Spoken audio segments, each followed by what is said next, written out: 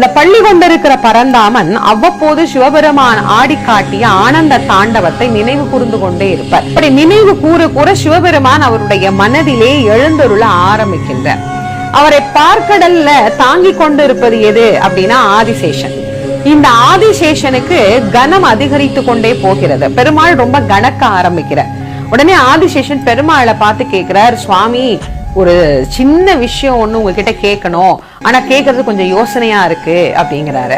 பெருமாள் கேட்கிறாரு, இல்ல பரவாயில்ல சொல்லு என்ன விஷயம் அப்படிங்கிறாரு. இல்ல கொஞ்ச நேரமா என்னமோ தெரியல, நீங்க ரொம்ப கனமா இருக்கிற மாதிரி எனக்கு ஒரு உணர்வு ஏற்படுகிறது பெருமாளே, ஏதோ உங்களுடைய எடை கூடியது போல நான் உணர்கிறேன் அப்படின்னு சொல்றாரு.